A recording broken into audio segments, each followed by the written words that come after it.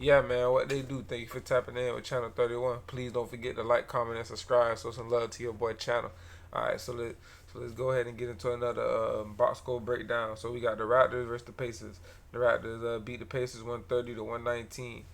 The Raptors snapped 7 game skid, meaning the Raptors broke their 7 game losing streak. You know what I'm saying? They won at home. Shout out to them boys. They was missing like Scotty Barnes, and Kelly Olynyk, but they was able to pull out the dub anyways.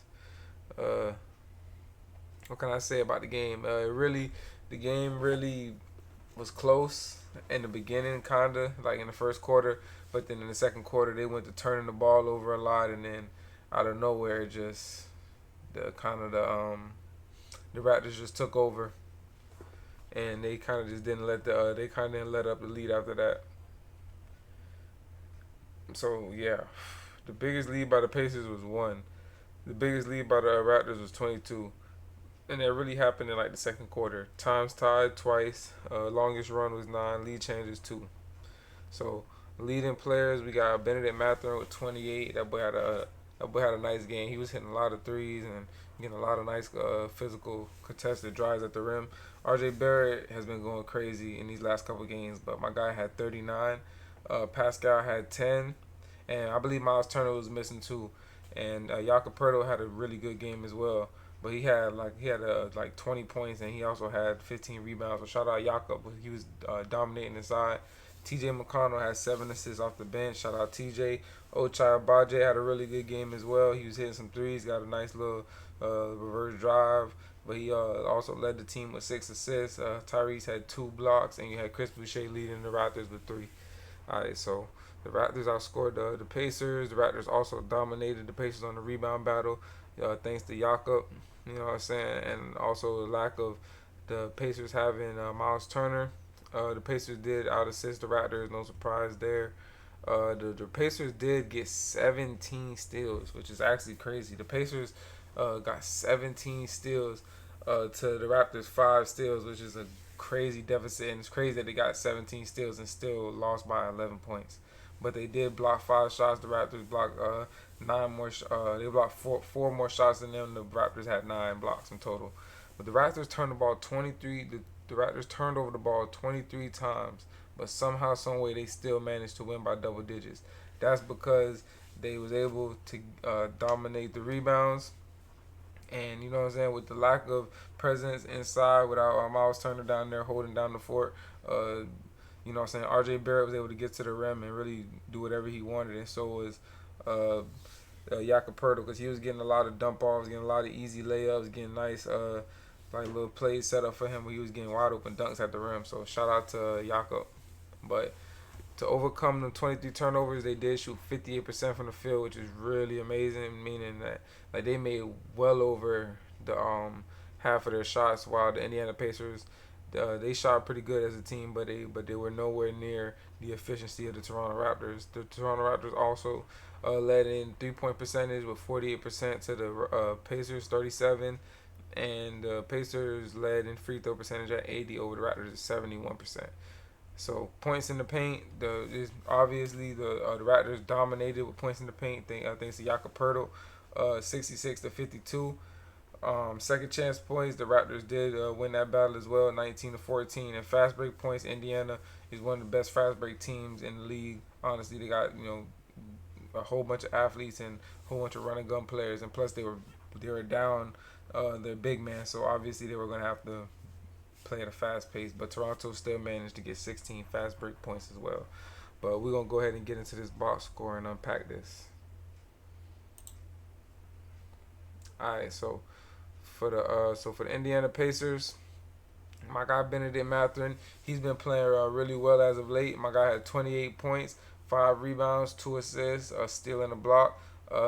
That's 2 stocks. He had 4 turnovers though, so he needs to improve his his how he takes care of the ball. My bad for the stuttering, you guys. But he did go 10 to 16 from the field, 62%. He went 4 or 6 from the 3-point line, 66%, and he went 4 or 6 from the free throw line, 66%. So overall, a really efficient game. He just needs to cut down on the turnovers. Pascal Siakam had 25 and 10, so a nice double double with 5 assists. He definitely was getting to it. He was scoring a lot inside, and he was getting out in transition. He hit a couple of tough three. I mean, he hit a tough three as well. So he went 9 of 20 from the field. So not the most efficient game, but he got it done. So 45% from the field. He shot 1 of 3 from the 3 point line. He made it. The 1 3 that he did make, it was a really tough three. He shot 6 of 8 from the free throw line, 75%. So shout out to Pascal. He tried his best to will his team to a win, but it didn't end up happening. So we got Tyrese Halliburton, who's really been playing subpar, really been disappointing because you really don't know what you're gonna get from him. You don't know if you're gonna get a double double, you're gonna get, you know what I'm saying. But hey, one thing I can say though, he has been showing his all around game more to where like now it's not just scoring and assists, he's playing defense. But so I guess that is the upside, but we need the shot and the playmaking to be more consistent like how it was last season. But he gave you 16 points, he gave you 4 assists, 3 rebounds, and he did get 5 steals and 2 blocks. So 7 stops from Tyrese with only 1 turnover. So that's amazing. We love the production other than we love the defensive production, but you need to go back to making your shots and being the same playmaker that you've been, because you played 38 minutes and 4 assists is not like you, but we'll take the defensive production any day.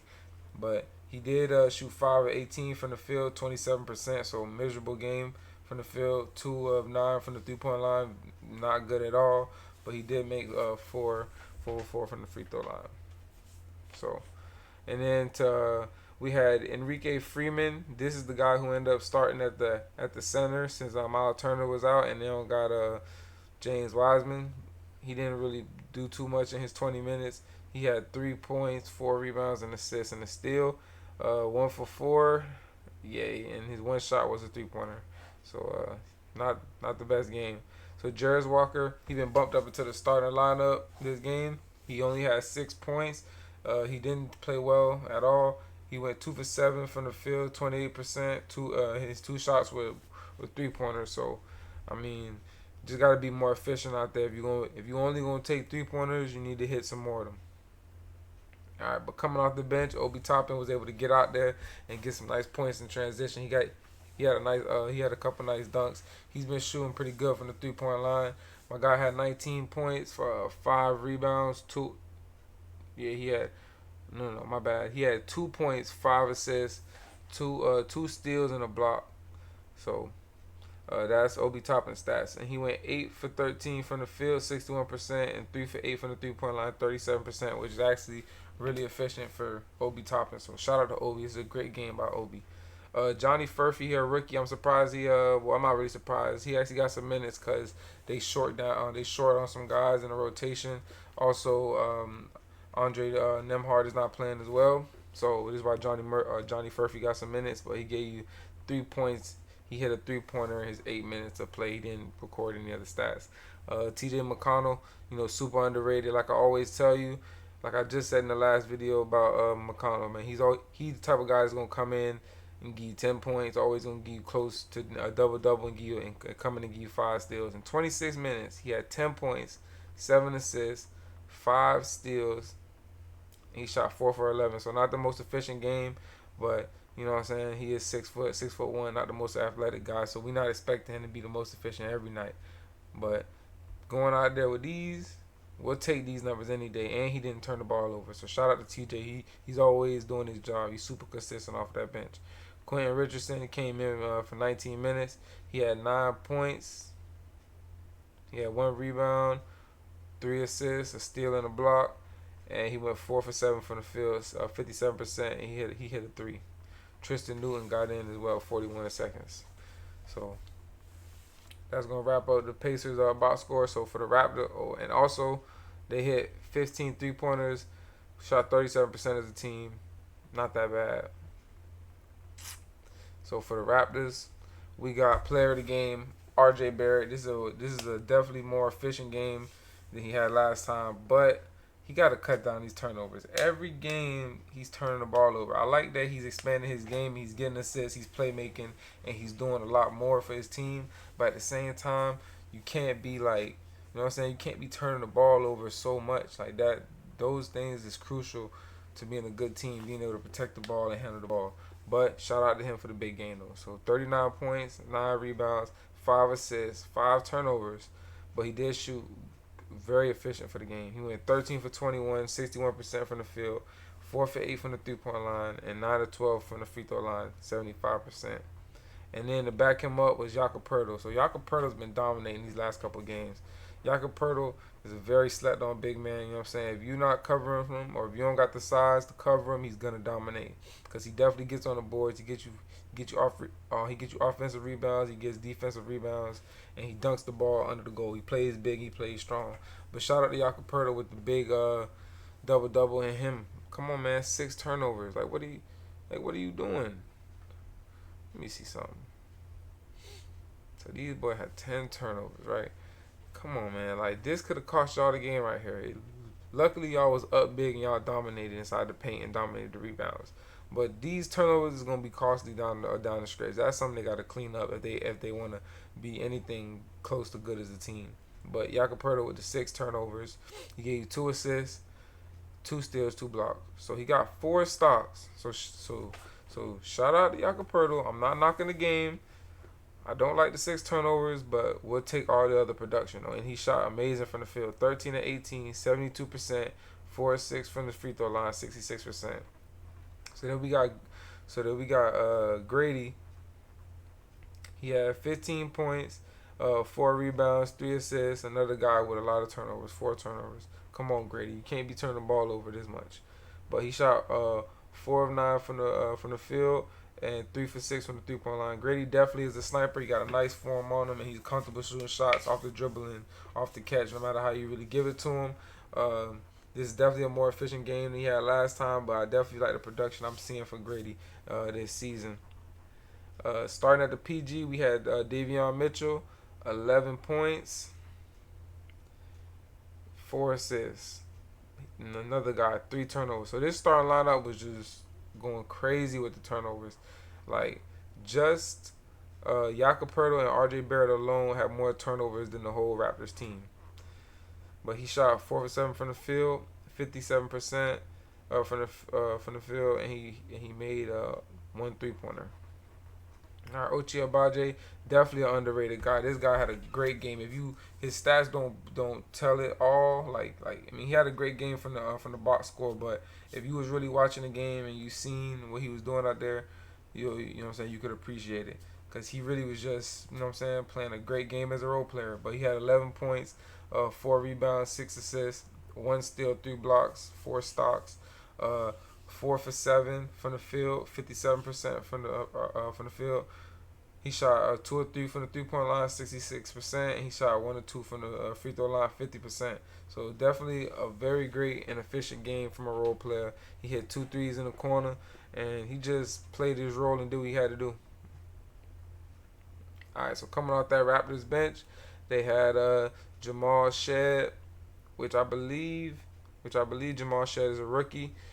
He gave you 4 points. Yeah, he gave you 4 points, 2 assists. Another guy, 3 turnovers. But he shot 2 for 5 from the field, and he missed his 2 3-pointers that he took. We got Chris Bouchard. He had 4 points as well. Luckily, he didn't have any turnovers. He had 3 blocks. He had no assists. He had 7 rebounds. He also missed his 2 3-pointers, but he did make 2 or 4 from the field. Jonathan Mugbo, a 2nd-round pick. He's also a rookie. He came in 12 minutes, had 4 points, 2 or 3 from the field, 66%. He had 3 rebounds and 1 assist. Jamison Battle. Yeah, I know people don't know too much about Jamison Battle, but this is gonna be a good role player in the NBA that people are gonna be picking up, and you know what I'm saying, you're gonna see a lot of him. Honestly, the person I can compare Jamison Battle to, he kind of reminds me of Georges Niang from the Cavs. But yeah, Georges Battle came in his 10 minutes. He had 9 points, went 3 for 6 from the field. All 3 of his field goals were 3-pointers. He went 3 for 5 from the 3-point line, 60%. Garrett Temple also came in and had a solid game. 10 minutes, gave you a 3, 1 or 2 from the field. His 1 field goal was a 3. He gave you 3 rebounds, 3 assists, and 2 steals. and a block. So 3 stocks, 3 rebounds, and 3 assists. So shout out to Garrett Temple. And unlike the rest of the team, he ain't turned the ball over. So you know what I'm saying? Their efficiency from the 3-point line, 14 for 29, 48% was great. They shot 48, 82 for the from the field, 58%, amazing.